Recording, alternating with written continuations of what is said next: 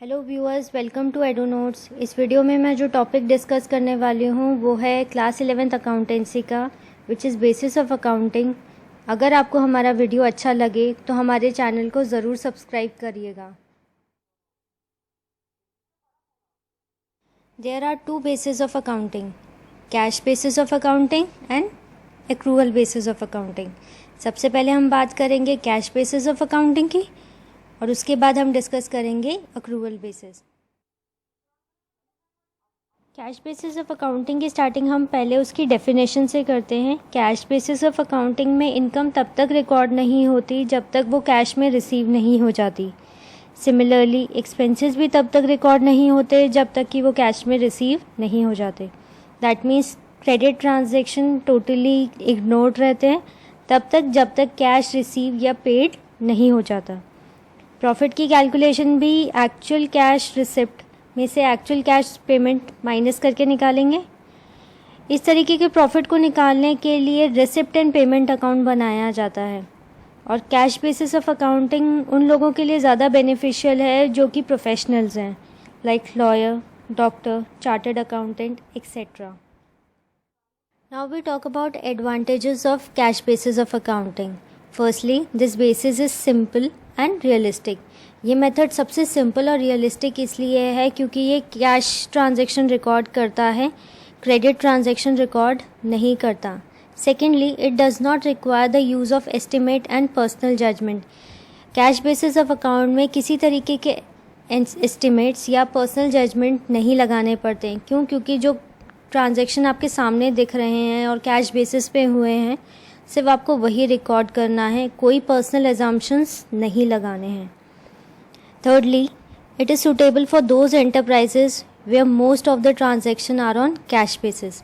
ये जनरली उन लोगों के लिए यूज़फुल है जो कि कौन है, प्रोफेशनल्स हैं, like lawyer, doctor, chartered accountant, और जो यूजुअली कैश बेसिस पर डील करना ही पसंद करते हैं। Disadvantages of cash basis of accounting.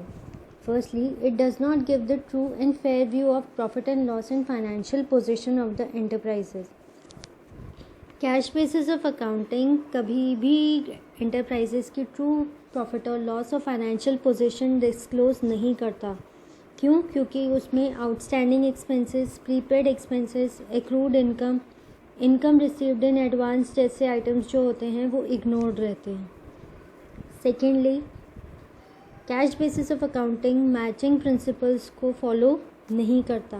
For example, acquisition of fixed asset जो है वो एक्सपेंसेस तब ट्रीट करता है जब उसने उसे ख़रीदा होता है या उसकी पेमेंट की होती है, तब नहीं जब उसका बेनिफिट वो एक्चुअली उससे डिराइव कर रहा होता है। Thirdly, cash basis of accounting में मैनिपुलेशन ऑफ प्रॉफिट बहुत ईजीली हो जाता है क्योंकि पेमेंट्स कई बार डिले भी होती हैं, कई बार जल्दी होती हैं। सिमिलरली इनकम भी कई बार पोस्टपोन्ड हो जाती है या कई बार जल्दी मिल जाती है, तो इसमें मैनिपुलेशन ऑफ प्रॉफिट बहुत ज़्यादा चांसेस रहते हैं। फोर्थली, कैपिटल और रेवेन्यू आइटम्स जो हैं कैश बेसिस ऑफ अकाउंटिंग में डिस्टिंग्विश पॉसिबल नहीं हो पाता। इस वजह से प्रॉफिट में कंसिस्टेंसी डिफरेंट ईयर्स तक पॉसिबल नहीं होती। लास्टली, कंपनीज एक्ट 1956 इस तरीके के कैश बेसिस ऑफ अकाउंटिंग को रिकॉग्नाइज्ड नहीं करता। After cash basis of accounting अब हम बात करेंगे अक्रूवल बेसिस ऑफ अकाउंटिंग की। सबसे पहले बात करेंगे अक्रूवल बेसिस ऑफ अकाउंटिंग की डेफिनेशन से। Definition of accrual basis of accounting ये है कि इनकम तभी रिकॉर्ड हो जाती है जब वो अर्न या एक्रूड होती है, इर्रिस्पेक्टिव कैश रिसीव हुआ है या नहीं हुआ है। सिमिलरली एक्सपेंसेस भी तभी रिकॉर्ड हो जाते हैं जब वो इनकर्ड हो जाते हैं या ड्यू हो जाते हैं। ये ज़रूरी नहीं है कि कैश में पे हुए हैं या नहीं हुए। दैट मीन्स कैश ट्रांजैक्शन तो रिकॉर्ड होते ही हैं, क्रेडिट ट्रांजैक्शंस भी रिकॉर्ड होते हैं। इसीलिए in accrual basis of accounting profit और लॉस जो भी पर्टिकुलर पीरियड में हुआ होता है वो रेवेन्यू अर्न्ड और एक्सपेंसेस इनकर्ड से बिल्कुल मैच कर जाता है। यानी कि सभी तरीके के outstanding expenses, prepaid expenses, accrued income, income received in advance, इन सभी की रिकॉर्डिंग होती है फाइनेंशियल स्टेटमेंट में। अंडर कंपनीज एक्ट 1956 में भी सभी कंपनीज को एक्रूअल बेसिस ऑफ अकाउंटिंग के मेथड से ही अपने अकाउंट्स बनाने के लिए क्या कर दिया है, कंपलसरी कर दिया है। Advantages of accrual basis of accounting, जैसे हमने डिसएडवांटेजेस पढ़े थे कैश बेसिस ऑफ अकाउंट के, सेम वही जो है एक्रूअल बेसिस के क्या हैं, एडवांटेजेस हैं। Firstly, it disclose true profit and loss and also depict the true financial position of a business at the end of particular period.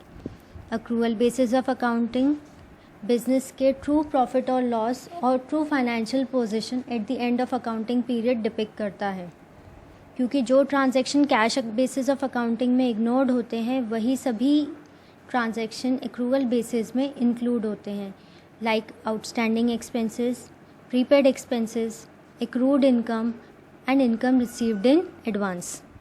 Secondly, it follow the matching principle of accounting. Matching principle cash basis of accounting में follow नहीं होता, जबकि accrual basis में ये पूरी तरीके से follow होता है.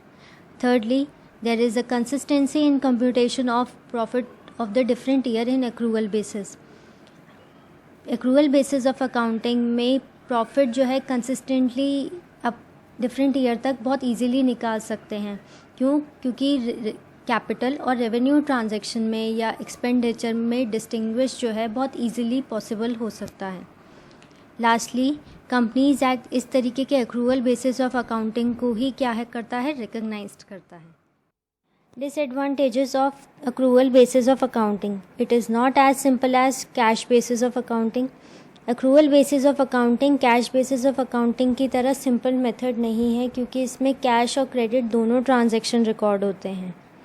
Secondly, it require the use of estimate and personal judgement. Accrual basis of accounting में एस्टिमेट्स और पर्सनल जजमेंट्स लगते हैं. क्यों? क्योंकि इसमें कैश और क्रेडिट ट्रांजैक्शन दोनों इन्वॉल्व हैं, और क्रेडिट ट्रांजैक्शन का पैसा ना तो अभी तक रिसीव हुआ है और ना ही क्रेडिट ट्रांजैक्शन का पेमेंट हुआ है, तो वो इन फ्यूचर होने वाला है और उसकी रिकॉर्डिंग हो रही है. इसीलिए पर्सनल जजमेंट या एस्टिमेट लगाने पड़ते हैं. अब हम बात करेंगे कैश बेसिस ऑफ अकाउंटिंग और एक्रूअल बेसिस ऑफ अकाउंटिंग के बीच के डिफरेंस की. सबसे पहला बेसिस ऑफ डिस्टिंक्शन जो कि कैश बेसिस ऑफ अकाउंटिंग और एक्रूअल बेसिस ऑफ अकाउंटिंग के बीच का है, वो है recording of cash and credit transaction. Cash basis of accounting में कैश ट्रांजैक्शन ही रिकॉर्ड होते हैं, जबकि एक्रूअल बेसिस पे कैश और क्रेडिट दोनों रिकॉर्ड होते हैं. Secondly, recording of income. Cash basis of accounting में इनकम तभी रिकॉर्ड होती है जब वो कैश में रिसीव्ड होती है, जबकि एक्रूअल बेसिस में ऐसा कुछ नहीं है. कैश रिसीव हुआ है या नहीं हुआ है उसमें मैटर नहीं करता है, इनकम रिकॉर्ड होती है. Thirdly, recording of expense. Cash basis of accounting में एक्सपेंसेस तभी रिकॉर्ड होते हैं जब वो पेड इन कैश होते हैं, जबकि एक्रूअल बेसिस ऑफ अकाउंटिंग में ऐसा कुछ भी नहीं है. कैश पेड हुआ है या नहीं हुआ है, सारे एक्सपेंसेस रिकॉर्ड होते हैं. Fourthly, outstanding expenses, prepaid expenses, income received, accrued income, income received in advance, इन सब की रिकॉर्डिंग जो है कैश बेसिस ऑफ अकाउंटिंग में नहीं होती, जबकि एक्रूअल बेसिस में होती है.